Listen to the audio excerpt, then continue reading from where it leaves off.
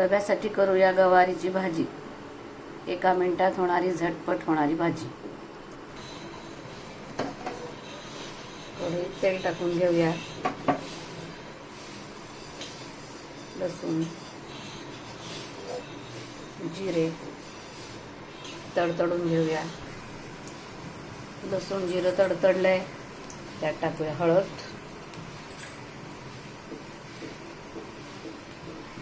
काश्मीरी तिखट,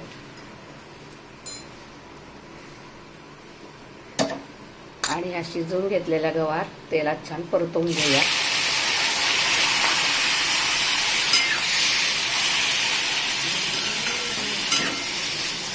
या गवार तेलात छान परतवून घेऊया।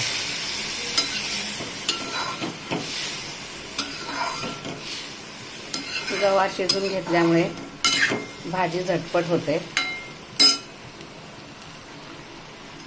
5 मिनिटं ही भाजी मस्तपैकी तेलात परतून घेऊया।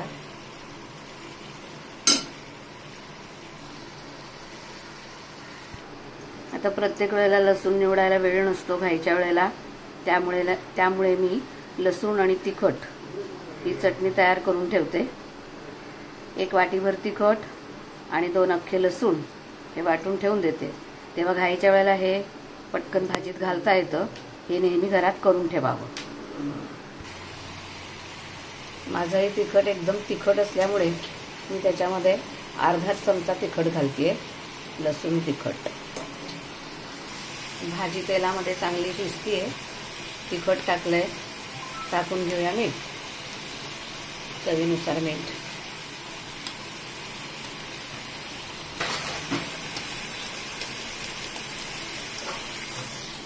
शेंगदाण्याचं कूट तयार आहे। झटपट भाजी होण्यासाठी ही पूर्व तयारी। आता हे शेंगदाण्याचं कूट मी भाजीमध्ये 1 चमचा टाकून घेते आणि आता भाजी परतून घेऊया, सगळी मिक्स करून घेऊया।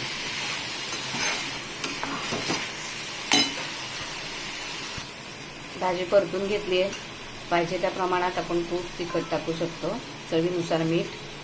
भाजीला असं मस्त आजूबाजूने तेलामध्ये शिजते ते दिसतंय। आता टाकून घेऊया थोडी कोथिंबीर।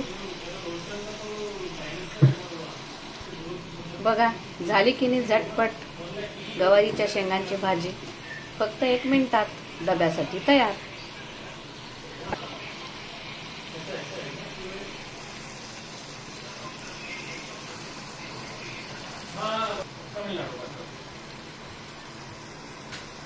आणि जर पाणी टाकून तुम्हाला भाजी हवी असेल तर त्यात थोडंसं कपभर पाणी टाकायचं आणि थोडं शेंगदाण्याचं कूट, तेव्हा ओली परत पाण्याची भाजी तयार।